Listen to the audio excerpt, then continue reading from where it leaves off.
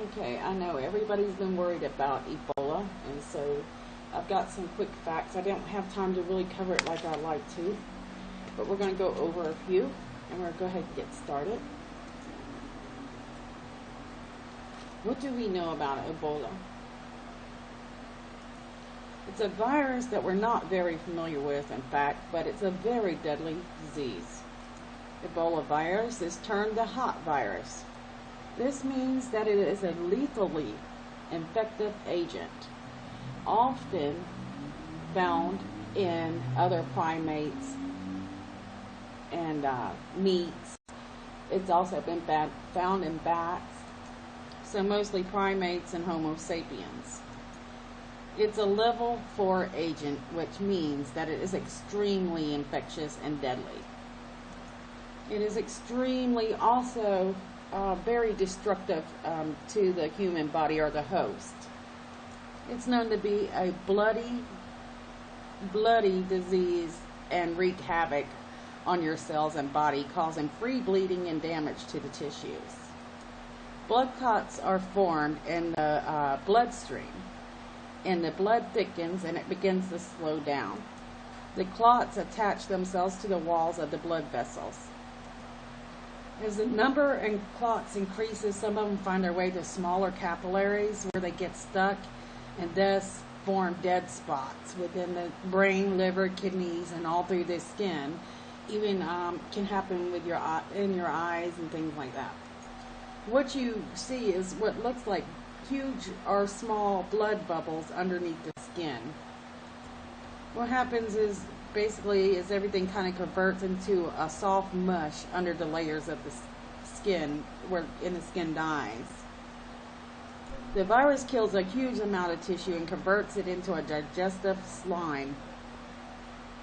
Kind of gross. Finally killing its host. Basically what some medical people use as crushing out. I don't know why that keeps popping up. Sorry about that. Ebola isn't so much like a game like our government portrays it to be. I think they do that just to keep people like this little girl from getting scared. These men are just hauling this poor little girl off. She probably has Ebola, and she's just looking at him. You can imagine that she's wondering, is this serious? Am I going to be okay? Why are they wearing these masks and these outfits? But we as Americans should know the truth. Ebola actually started here in these areas, and Africa being the main host of the disease. In 1976, Ebola made its first appearance that we know of. It infected over 284 people with a mortality rate of 53%. And that's just really hard to grasp. Sudan had a lot to deal with at that time, but a few months later, a second Ebola virus emerged from a different area in Africa, known as the EBOZ, with the highest mortality rate at the time. 318 people were infected. 88% of those died.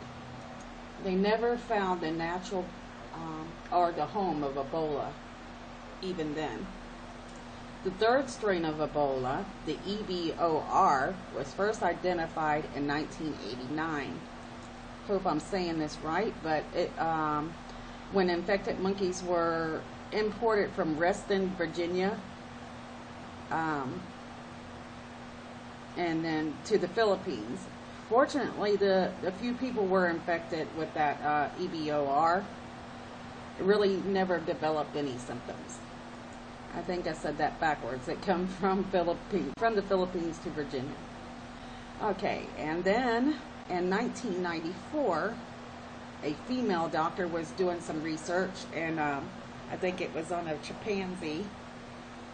I think it was from the Tide Forest, and she accidentally infected herself.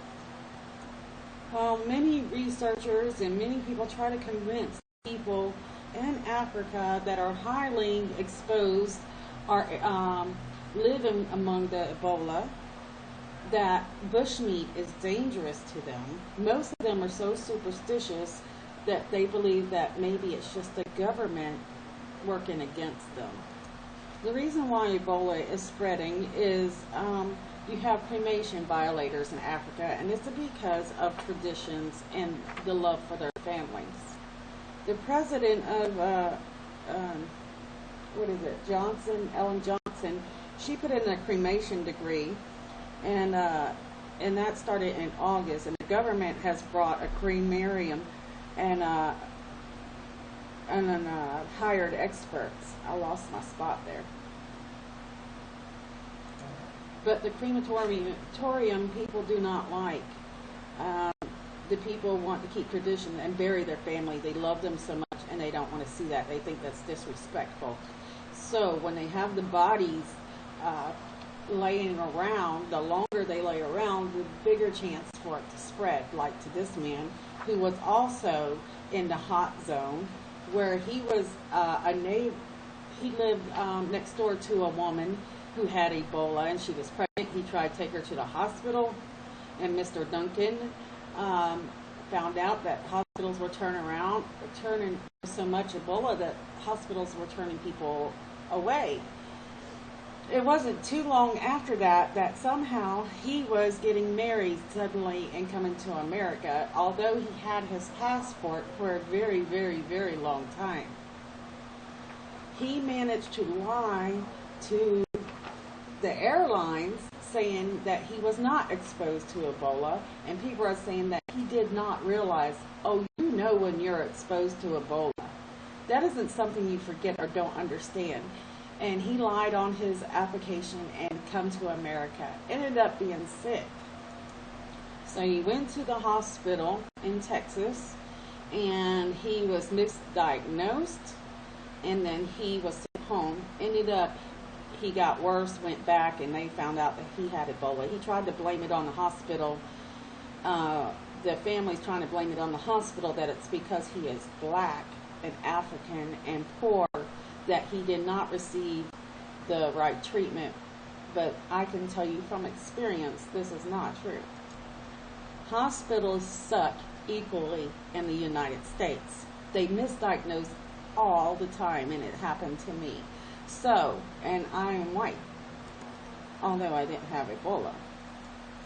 Mr. Duncan's family says that also he let them know very well that he was from Africa.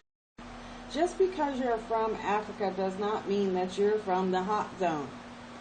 So this family is looking for a lawsuit, and even brought Jesse Jackson into the picture to make it a racial discrimination thing. And it is not. I believe this family knew the whole time that he had dealt with this, and that he had come in with high chances of Ebola, and this family and this man put everybody's lives into jeopardy. And I've talked to many African people, immigrants that come here, that are hired from hospitals, that come here to work American jobs. And what they do is, I ask them personally, and you can read this information on Duncan while I'm running my mouth. But what they do is they want to bring their family here. They think America is very great. And so they'll marry people with no intentions to back it up, but just enough to get them into the country. So, in my opinion, they lie often. They lie for what they believe in and what they want, but that doesn't make it right, because if it was turned around and be wrong, in the long run, she tried to write a book, and these two nurses ended up infected because this family lied. And so, and the hospitals stink equally, guys. Where is this coming from? Where is this Ebola coming from? Is it the bats? Is it the birds? Is it the dogs? Is it the cats? Is it the monkeys?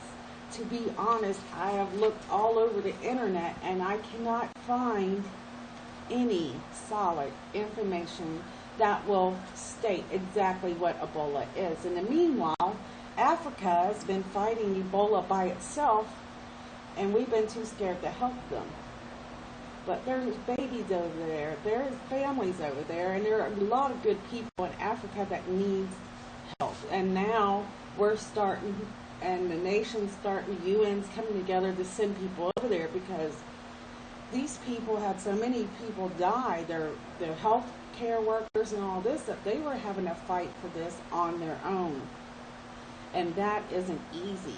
And that makes the spread even faster and more diverse. And we need to lock it down. And they can't do it by themselves. So that's why we are starting to send military over there. China's sending people over there. Cuba's sending people over there. And we're going to try to help these people put it into Ebola and try to help them understand that their government is not working against them and that bushmeat is not so good. Now, here's some symptoms of Ebola. And a lot of the time media is not showing this. So pause it and look over this. It's very nasty. Even though they're trying to train the people in Africa, they just don't understand. They're very, how do I put this? They're very humble and very traditional people in a small world. They don't understand and they don't trust government, and who can blame them? So they're trying to teach them more about cleanliness. And there's some of our military going over there with that great attitude that we're going to put Ebola to rest, because we really do need to work together on this one. It will take very hard work from all nations around the world to put this to a stop, and if we don't, it will spread us. This is some of the equipment that they wear. This is probably some of the stuff the nurses didn't have, that the CDC says that they probably did, but you hear they did, but they didn't. So you can pause the video and go over this yourself. But I'm saying just keep your hands washed. People don't wash their hands enough. We have had a few more Ebola cases, and this lady is one. This one just happened, and she is a nurse that was working in Africa. And then after Americans started complaining we're not secure enough and they're not shutting our flights down from Africa to here, they take this woman and they're going to quarantine her. But she complains that she's treated like a criminal, which if you were to think about it, you probably would think you're being treated like a criminal. But that's the way Ebola works. If we're going to be safe and we're going to be solid and fight against Ebola, you have to isolate, you have to quarantine, and you have to be 10 steps ahead and not 3 steps behind.